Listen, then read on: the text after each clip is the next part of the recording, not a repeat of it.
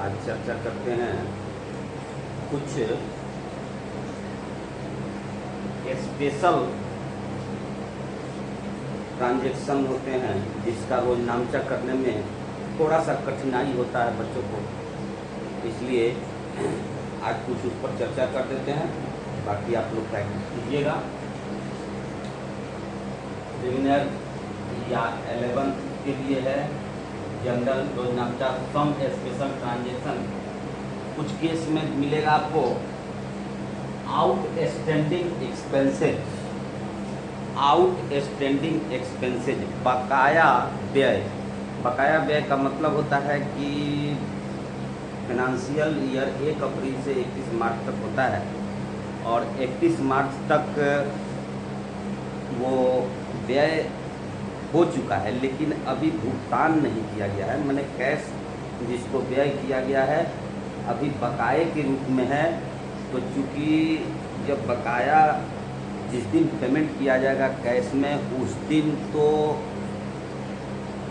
उस वर्ष में चला जाएगा। अगर इसका एंट्री आज जो वर्ष चल रहा है इसमें अगर नहीं किया जाए तो कहने का मतलब ये हुआ कि मान लीजिए कि 1 अप्रैल से और 31 मार्च तक का है। अगर 31 मार्च 2025 जो बीता उसके बारे में कर रहे हैं कि अगर कोई बकाया था उसको अगर 31 मार्च तक भुगतान नहीं किया गया है तो 31 मार्च 2025 जो है अब इसके बाद 1 अप्रैल 2025 हो जाएगा। तो यहाँ तक वास्तव में भुगतान नहीं किया गया है, 1 अप्रैल के बाद भुगतान किया जाएगा, लेकिन खर्चा तो इसी मद का है तो इसीलिए इसको आउटस्टैंडिंग बोलते हैं। भले ही इसका भुगतान 1 अप्रैल के बाद हो लेकिन 31 मार्च के पहले वाला है तो इसमें इसका एंट्री आउटस्टैंडिंग के रूप में कर देंगे। इसका एंट्री देखिए कैसे होता है। पार्टिकुलर एक्सपेंसेज, जो एक्सपेंसेज होगा उसका नाम लिख देंगे यहाँ। रेंट हुआ, सैलरी हुआ, वेजेज हुआ, अदर एक्सपेंसेज जो होगा उसका नाम लिख देंगे और अकाउंट दिया टू आउटस्टैंडिंग एक्सपेंसेज अकाउंट एक रहेगा, आउटस्टैंडिंग एक्सपेंसेज अकाउंट, उसमें इसको सीधे डाल देंगे। Being outstanding expenses brought into account. अगला दूसरा है जैसे बकाया है, 31 मार्च तक कोई भुगतान नहीं किया गया और ठीक वैसे ही प्रीपेड एक्सपेंसेज या अनएक्सपायर्ड एक्सपेंसेज, या तो प्रीपेड या अनएक्सपायर्ड। इसका मतलब है कि 31 मार्च तक वित्तीय वर्ष में 31 मार्च तक जो भी प्रीपेड एक्सपेंसेज था तो बकाया रख लिया गया, अगले वित्तीय वर्ष में पेमेंट होगा तो ये आउटस्टैंडिंग हो गया।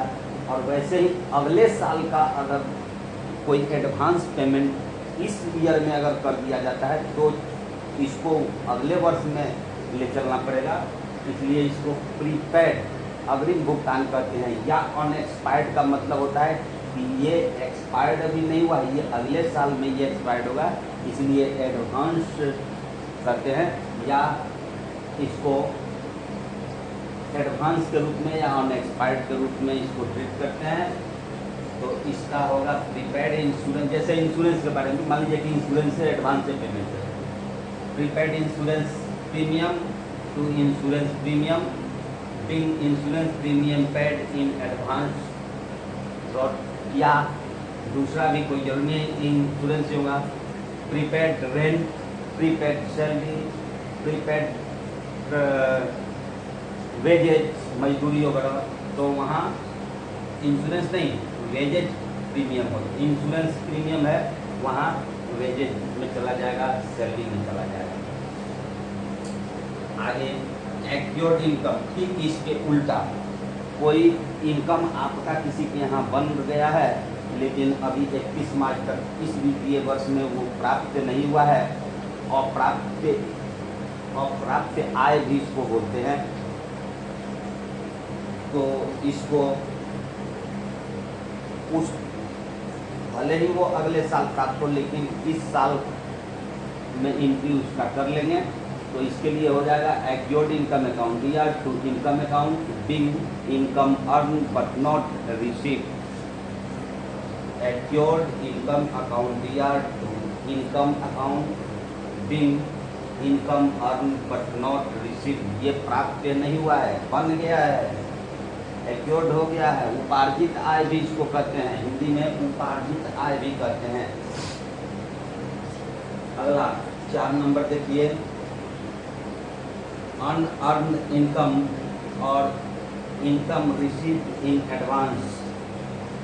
ये उपार्जित आय, कहीं उपार्जित कर दिए हैं, रिसीव नहीं हुआ है, और यहाँ की अभी काम नहीं हुआ है, पहले ही एडवांस हमको मिल गया। ठीक, एक दूसरे से प्रेरित है, पहले ही एडवांस हमको मिल गया है और काम तो होगा वो अगले वित्तीय वर्ष में, इसलिए इसको अगले वित्तीय वर्ष में ले जाना पड़ेगा।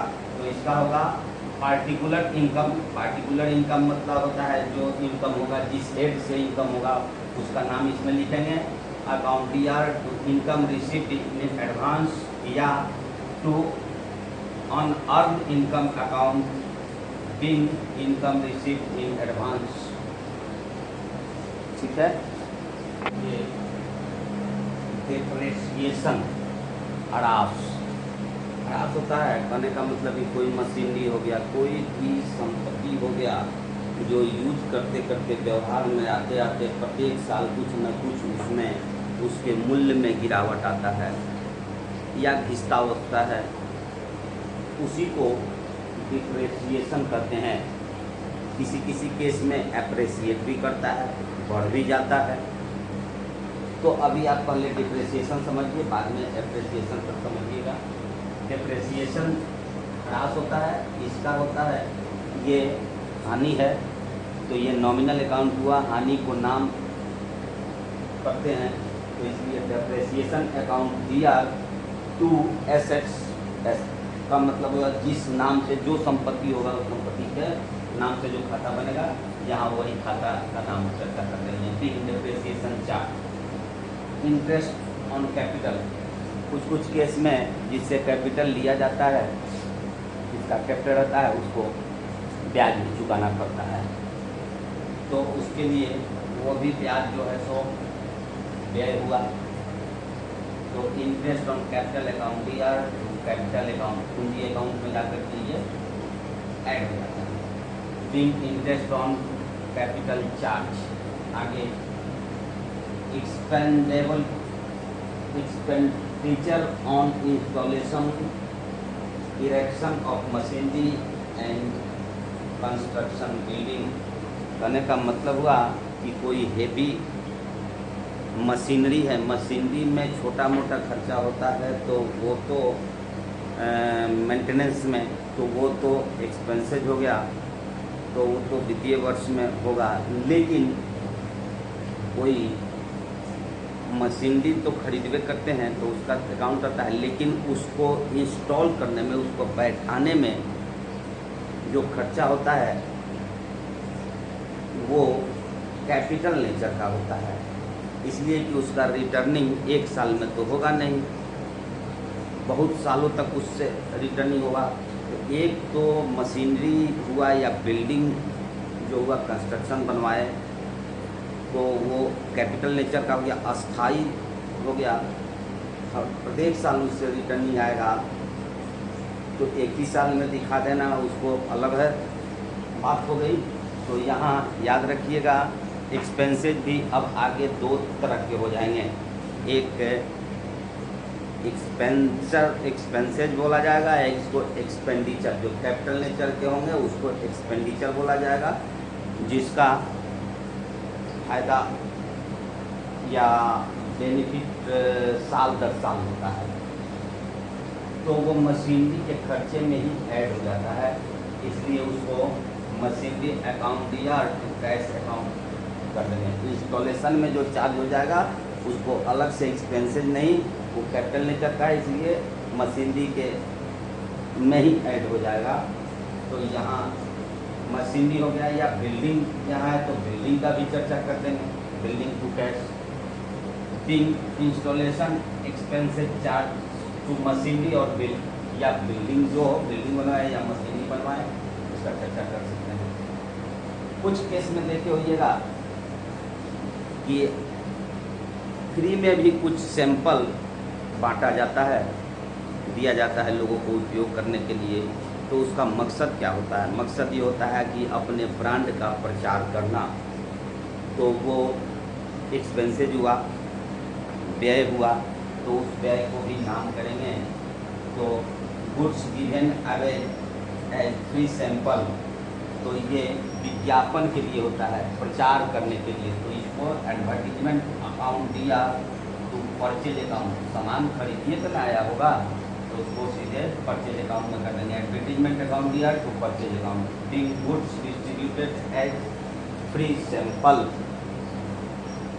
ये हो गया 8। अगला है गुड्स गिवन अवे चैरिटी।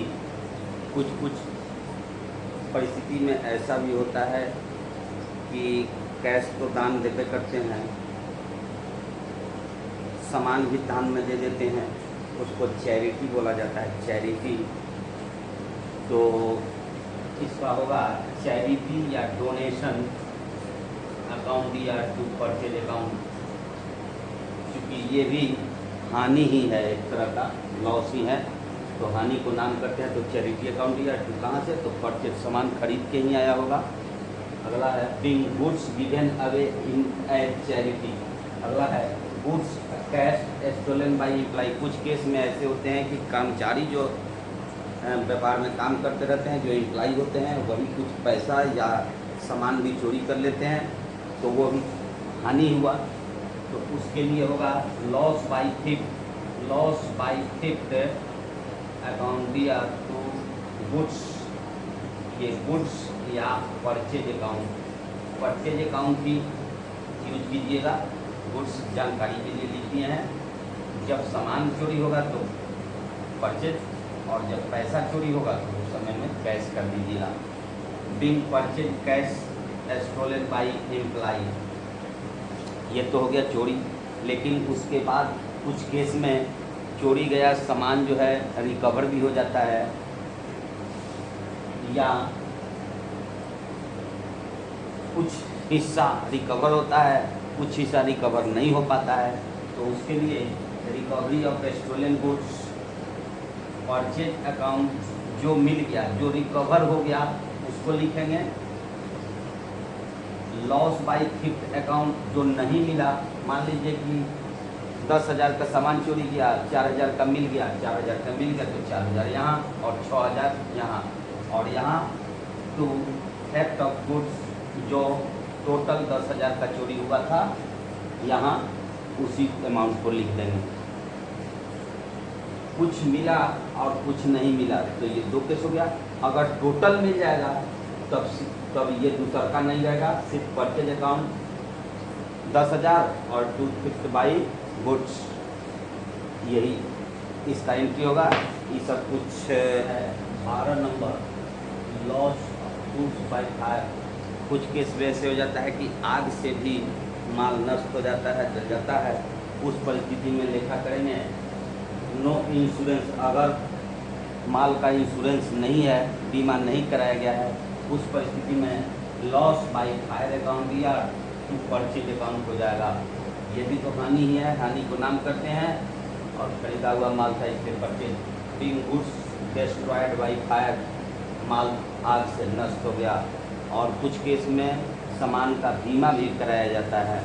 तो बीमा टोटल क्लेम, अगर इंश्योरेंस कंपनी 1 लाख का माल आपका नष्ट हुआ और 1 लाख का आप क्लेम किए हैं, अगर 1 लाख का 1 लाख अगर वो क्लेम एक्सेप्ट कर लेती है, उस परिस्थिति में इंश्योरेंस क्लेम अकाउंट या insurance company account to purchase account. Being goods destroyed by fire claim admitted by insurance company. अगला है when total claim amount receive, और उस परिस्थिति में टोटल 1 लाख का जैसे है, अगर टोटल का टोटल अगर पैसा रिसीव हो जाता है, उस परिस्थिति में बैंक अकाउंट दिया, कैश अकाउंट दिया, बैंक अकाउंट या कैश अकाउंट दिया, नगद होगा तो नगद, बैंक का चेक वगैरह होगा, ड्राफ्ट होगा तो वो इंश्योरेंस कंपनी या इंश्योरेंस क्लेम अकाउंट में डाल देंगे उसको। Being insurance claim receive. अगला loss by fire partly claim. अगर आग से नष्ट होता है और 1 लाख का अगर आप दावा किए हैं और 80,000 ही अगर कंपनी इंश्योरेंस कंपनी अगर क्लेम को मानती है, एडमिटेड करती है, उस परिस्थिति में हो जाएगा लॉस बाई फायर अकाउंट दिया to purchase account being goods lost by fire. दूसरा क्लेम प्रेजेंट जब प्रस्तुत करते हैं क्लेम, उस समय होगा इंश्योरेंस क्लेम अकाउंट दिया टू लॉस बाई फायर। और पार्टली क्लेम जब होगा, अगर 1 लाख का है और 80,000 रिसीव करेगा तो उसका partly claim account bank account दिया। ये तो टोटल के लिए हो गया, अगर 1 लाख का 1 लाख हो गया उस परिस्थिति में। और पार्टली प्रेजेंट जब किया जाएगा तो 1 लाख का होगा तो ये, और 80,000 ही अगर वो क्लेम को मानती है तो उस परिस्थिति में पार्टली क्लेम अकाउंट दिया 80,000, बैंक अकाउंट दिया टीएल अकाउंट। अगर बैंक अकाउंट 80,000, टीएल अकाउंट लाभ हानि में डाल देंगे 20,000 और इंश्योरेंस क्लेम को कर देंगे 2 में। यही इसका है। आगे आप लोग को कोई प्रॉब्लम हो तो उसमें देख लीजिएगा बना करके इस चैप्टर को। अगले दिन खाता शुरू करेंगे लेजर, ठीक है।